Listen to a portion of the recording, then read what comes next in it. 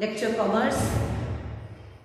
आज हम जर्नल के ही रिकॉर्डिंग ऑफ बैंक ट्रांजैक्शन देखेंगे कि बैंक के साथ हम जो भी लेन देन हमारा होता है बैंक के थ्रू पेमेंट होती है या बैंक के थ्रू ही जो हम चेक रिसीव करते हैं या बैंक में अकाउंट ओपन करवाते हैं, बैंक में मनी डिपॉजिट करवाते हैं, तो ये हम कैसे रिकॉर्ड करते हैं, इस पे आज हमारा लेक्चर रहेगा।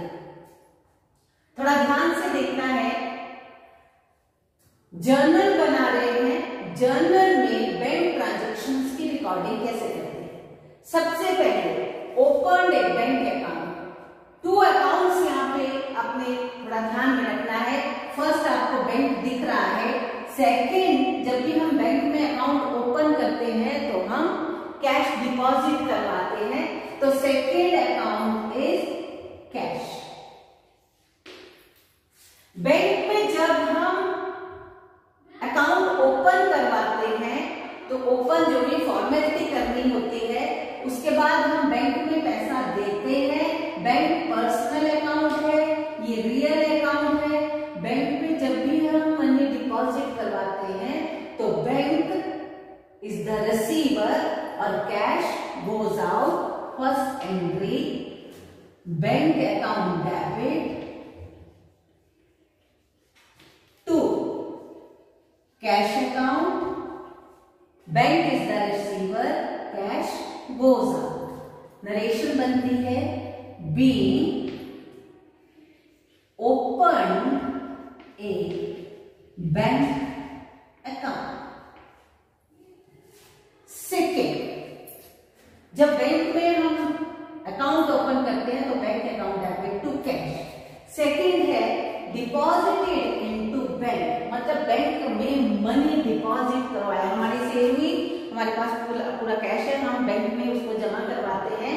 तो जैसे अकाउंट ओपन होने में भी हम बैंक को कैश देते हैं और कैश हमारे हाथ से जाता है, बैंक में चला गया, कैश गोज आउट। तो जब मनी डिपॉजिट करवाएंगे सेम एंट्री हम पास करेंगे, वो एंट्री सेम यही वाली bank account debit to cash. इसमें भी कैश डिपॉजिट करवा के ही हमारा बैंक अकाउंट ओपन हुआ। यहाँ पे अब ओपन तो है, अब हम डे टू डे जितना भी हमें कैश बैंक में डिपॉजिट करवाना है तो जाते हैं, बैंक उसको रिसीव करता है, हमारा कैश जाता है। बीइंग, इसकी नरेशन ऐसी नहीं होगी, being cash deposited into bank. इसको ऐसे क्लोज करते हैं, आपको पता ही है पर्टिकुलर वाले कॉलम में ये रहता है। Third, payment made by cheque. Cheque से पेमेंट की, ध्यान देना है, चेक से हमने पेमेंट की और जब भी हम पेमेंट करते हैं तो किसी को तो करते होंगे, किसको करते होंगे? Payment made by cheque. Cheque से पेमेंट हुई, 2 अकाउंट ढूंढने हैं, डबल इफेक्ट देखना है। तो चेक से हुई है तो एक तो अकाउंट यहाँ पे बैंक होगा और सेकेंड पेमेंट मेड बाय, तो पेमेंट किसको करेंगे? किसी को, चाहे वो नेचुरल पर्सन होगा चाहे वो आर्टिफिशियल पर्सन होगा। तो आर्टिफिशियल पर्सन या नेचुरल पर्सन मतलब पर्सनल अकाउंट। पर्सनल अकाउंट यहाँ पे बैंक भी पर्सनल अकाउंट है और यहाँ पे जिसको हमने पेमेंट करनी, पेमेंट किसको करते हैं? क्रेडिटर्स को करते हैं, क्रेडिटर्स को करते हैं। अगर हमने गुड्स और क्रेडिट परचेज की है तब भी हम किसी को भी सप्लायर को पेमेंट करेंगे। तो यहाँ पे भी हमें वो सप्लायर मतलब वो हमारा क्रेडिटर हमसे लेना था जिसने, उसको हमने चेक से पेमेंट की। तो पर्सनल अकाउंट पेमेंट की तो ये बैंक यहाँ पे गिवर हो जाएगा और पर्सनल अकाउंट में क्रेडिटर को पेमेंट की तो क्रेडिटर रिसीवर हो जाएगा। रिसीवर हो, पर दोनों पर्सनल अकाउंट है, एक गिवर है, बैंक गिवर है, चेक जाएगा और यहाँ पे जो क्रेडिटर है वो रिसीवर है। तो क्या? Debit the receiver, credit the giver. तो यहाँ पे एंट्री हमने क्या करनी है? Creditors account debit to cash नहीं है, यहाँ पे चेक है, तो to bank, being payment made by cheque, CHEQUE, made by cheque. मुझे लगता है बिल्कुल समझ आ रही होगी। नेक्स्ट क्या है देखते हैं। नेक्स्ट है fourth one, expenses paid by cheque. Expenses paid by cheque, for example rent paid by cheque, rent paid by cheque. दो अकाउंट देखेंगे, रेंट अकाउंट, दूसरा चेक से पेमेंट हो रही है तो bank, rent nominal, bank personal. Cheque जाएगा, bank payment करेगा, और इधर रेंट नॉमिनल अकाउंट और एक्सपेंस है तो debit the expenses and credit the giver. Fundamental rule क्या लगे, credit the giver, credit the giver, bank giver, और ये nominal account debit all expenses, rent account debit to bank, being rent paid by check। Next ये थी fourth. Fifth देखिए, ध्यान देना है, ये फिफ्थ और सिक्स्थ बहुत समझने वाली है, इसमें कंफ्यूजन क्रिएट ना हो इसलिए थोड़ा दिमाग लगा के इस पे देखना है। रसीव्ड चेक, मैंने चेक रिसीव किया, मैं बिजनेसमैन हूं, मैंने चेक रिसीव किया। Deposited into bank on the same date, और जिस दिन हुआ, जिस दिन मुझे चेक मिला, मैं उसी दिन बैंक में गई और मैंने वो चेक बैंक में जमा करवा दी। ठीक है जी। यहां पे दो अकाउंट देखेंगे। नंबर वन, बैंक जो दिख रहा है received by, received cheque, cheque receive किया, किसी से रिसीव किया, किसी से रिसीव किया, तो मैंने जो रिसीव किया वो पर्सनल अकाउंट होगा कोई ABC। मैंने एक्स से चेक रिसीव किया और उसको उसी दिन बैंक में जमा करवा दिया, उसी दिन। हाँ, मेरे पास चेक है, मैं उसी दिन भी जा सकती हूँ, मैं 2 दिन बाद भी जा सकती हूँ, मैं 10 दिन बाद भी जा सकती हूँ। 2 अलग-अलग सिचुएशन है। मैं उसी दिन चली गई, मैंने अपना बंदा भेजा कि मेरा ये चेक बैंक में जमा करवा के उसी दिन, तो उसी दिन या नेक्स्ट डे, कभी भी नेक्स्ट डे, 10 दिन बाद, 15 दिन बाद, 4 दिन बाद, कभी भी। तो दोनों में एक डिफरेंस रहेगा। फिफ्थ और सिक्स्थ में थोड़ा ध्यान देने वाली बात है। जब हम उसी दिन चले जाते हैं, ऑन द सेम डे, उसी दिन चले जाते हैं, चेक लेके जाते हैं, मेरे खाते में जमा होना है, तो बैंक उस चेक को रिसीव कर रहा है, तो बैंक उस चेक को रिसीव करेगा, तो एंट्री होगी बैंक अकाउंट डेबिट टू, जिससे वो चेक आया, कौन है वो? हमारा डेटर हो सकता है, डेटर पेमेंट कर सकता है, मतलब डेटर ABC कोई भी हो सकता है, राम, मोहन, श्याम, कुछ भी हो सकता है, डेटर। उसी दिन चले गए तो bank account debit to debtor, being cheque received, deposited into bank on the same day, ये था, ये फिफ्थ में थी कि उसी दिन जमा करवा दिया, डेटर्स से चेक आया बैंक में जमा हो गया। लेकिन अगर हम उस दिन नहीं जाते हैं तो जिस दिन नहीं जाते हैं तो हमारी एंट्री क्या होती है? वैसे हमने आपको ऐसे डायरेक्ट आ जाए कि receive the cheque deposited into bank on the next day, तो आप एंट्री करेंगे bank account debit to cash. यहां पे मैं अल्टीमेटली यहां तक कैसे पहुंचूंगी ये आपने देखना है। इसको मैं अभी यहां बंद करती हूं।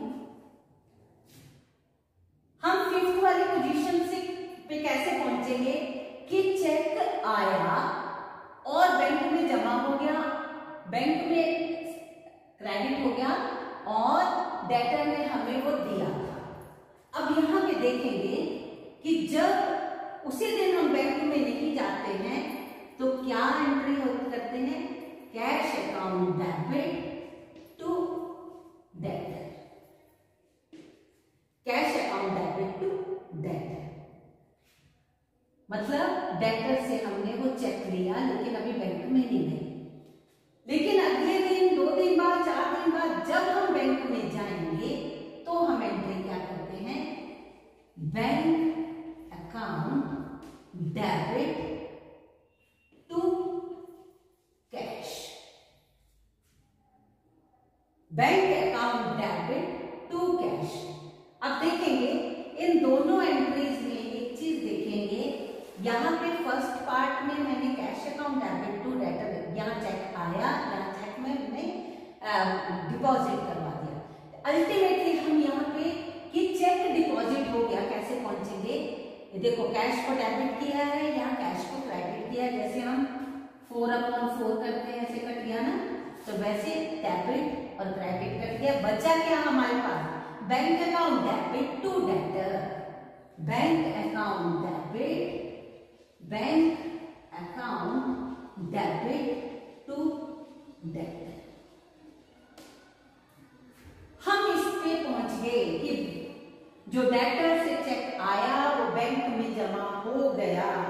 लेकिन ये पार्ट्स में होगी एंट्री कि जिस दिन चेक रिसीव हुआ उस दिन बैंक में नहीं गए तो आपने एंट्री करनी है cash account debit to debtor, और जिस दिन हम बैंक में जमा करवाने जाएंगे उस दिन एंट्री होगी bank account debit to cash, bank account debit to cash. Cash cash का इफेक्ट खत्म और एंट्री हमारे पास क्या बच गई? Bank account debit to debtor. और हम उसी पोजीशन पे पहुंच गए, चाहे आज जमा करवा दिया था या हम 10 दिन बाद जमा करवाएंगे, लेकिन स्थिति हमारी यही होगी कि डेटर से जो चेक आया वो बैंक में जमा हो गया, डेटर से जो चेक आया बैंक में जमा हो गया। जिस दिन आया था उस दिन नहीं गए तो cash account debit to debtor, और जिस दिन बैंक में गए bank account debit to cash, और अल्टीमेटली हम कहां पहुंच गए? Bank account debit to debtor. तो ये मुझे लगता है ये इस एंट्री में सबसे ज्यादा बच्चे कंफ्यूज होते हैं। लेकिन अगर आपको ये ट्रांजैक्शन अलग से आएगी, check received from Ram, check received from Ram, तो आपने उस वक्त ही ढूंढना है कि वो बैंक में कब जमा हुआ, उस दिन नहीं हुआ तो cash account debit to Ram करेंगे। और आगे 3-4 एंट्रीज के बाद आपको दिया होगा cheque received from Ram deposited into bank. 3-4 dates के बाद जो भी आपको क्वेश्चन होगा, या ये तो वैसे भी प्रैक्टिकली आपको सीखना है कि जिस दिन उसने बैंक में जमा करवाया तो आपको एंट्री करनी पड़ेगी bank account debit to cash. तो इस तरह से आपने इस ट्रांजैक्शन को अच्छे से समझ के ही करना है। नेक्स्ट चलते हैं हम 7th केस। क्या बोलता है? 7th केस बोलता है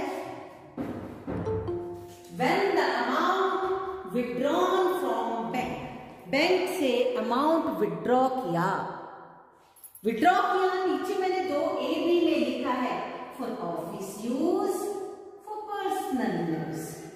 ऑफिस यूज के लिए भी हम पैसा निकालते हैं बैंक से, अपने बैंक अकाउंट, जो बिजनेस का बैंक अकाउंट है उससे ऑफिस यूज के लिए भी और पर्सनल यूज के लिए भी। तो ए करती हूँ, किसका है ये 7 केस का ए पार्ट मैं देती हूँ फॉर ऑफिस यूज। ऑफिस के लिए पैसा निकाला तो वो ऑफिस में खर्चना है, लेकिन वो मेरे पर्सनल नहीं है, तो उसके लिए एंट्री होती है कैश निकाला बैंक से, cash account debit to bank, क्योंकि बैंक इज द गिवर। जब हम विड्रॉ करने गए बैंक ने दिया और हमारे पास कैश आ गया, what comes in, cash comes in and who is the giver? Bank is the giver. Being cash withdrawn from bank for office use. B for personal use. जब हम पर्सनल यूज के लिए निकालेंगे तो पर्सनल यूज, आपको पता है personal use के लिए क्या यूज होता है, drawing account debit to bank. Bank is the giver, draw किया है, ड्राइंग हमने बिजनेस का पैसा अपने पर्सनल यूज के लिए विड्रॉ किया है। बीइंग, वैसे क्या करते थे, आपने ड्राइंग की एंट्री, अगर कैश, बिजनेस से कैश निकाला है, कैश निकाला तो drawing account debit to cash करते थे। अब हम ड्राइंग करने बैंक में गए और बैंक के अपने जो बिजनेस का खाता था उसमें से अपने पर्सनल यूज के लिए निकाला, तो वहीं पे जहां हम टू कैश लिखते थे, यहाँ पे bank is the giver, to bank करेंगे, drawing account debit to being cash withdrawn from bank for personal use.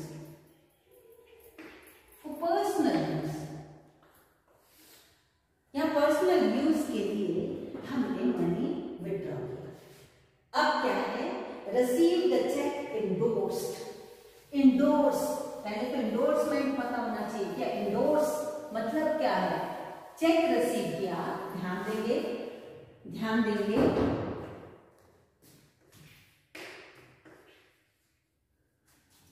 B मेरा एक डेटर था, बी एक मेरा डेटर, उससे मैंने 10,000 रुपीज लेना है। बी ने एक चेक दिया मुझे, बी ने एक चेक मुझे दिया, चेक दिया 10,000 रुपीज का चेक दिया। मैं हूं, मिस्टर ए बैंक में लेंगे और इस चेक को, जो 10,000 का चेक था, मिस्टर ए ने एक सी जिसको मिस्टर ए ने 10,000 की पेमेंट करनी थी, इनको पेमेंट करनी थी। देखो यहाँ पे बी ए का डेटर है, मतलब बी से पैसे आने हैं, यहाँ पे ए सी का डेटर है या ए का सी क्रेडिटर है। सी ने ए से पैसे लेने हैं और ए ने जो ये चेक आया ना बैंक से, और उन्होंने बिना अपने खाते में उसको डिपॉजिट करवाए, उस चेक की बैक साइड, ये बैक साइड मान लो, ये बैक साइड है, और उस पे इंडोर्समेंट कर दी, इंडोर्स्ड टू सी, लिख दिया कि ये चेक मैं सी के नाम इंडोर्स करता हूं, क्योंकि मैंने इसके 10,000 की पेमेंट करनी है, तो ये 10,000 सी को चला जाए। इसी को बोलते हैं इंडोर्समेंट। तो इंडोर्समेंट में हम जो हमारे पास चेक होता है, बिना उसको कैश करवाए, बिना अपने अकाउंट में उसको क्रेडिट करवाए, हम उस चेक को किसी को दे देते हैं, तो उसको बोलते हैं इंडोर्समेंट। यहाँ पे सी को इंडोर्स कर दिया, तो यहाँ पे C is the receiver. C को जब ये चेक चला गया तो सी इज द रिसीवर, और बैंक से तो हुई नहीं पेमेंट, तो to cash, account of C debit to जब भी रिसीव द चेक इंडोर्स्ड, जब भी हम चेक को जो हमें मिला होता है, हम किसी के नाम इंडोर्स करते हैं, तो उसके लिए एंट्री क्या होती है, इंडोर्सी अकाउंट डेबिट। इंडोर्सी मतलब सी, जिसके नाम से इंडोर्सर ए है, इंडोर्सी जो उस चेक को जो एनकैश करवाएगा, ए ने सी को दे दिया वो चेक, उसकी बैक साइड पे लिख के, तो सी अकाउंट ऑफ सी, या इधर लिख सकते हैं इंडोर्सी डेबिट टू कैश। जब हम चेक का इंडोर्समेंट करते हैं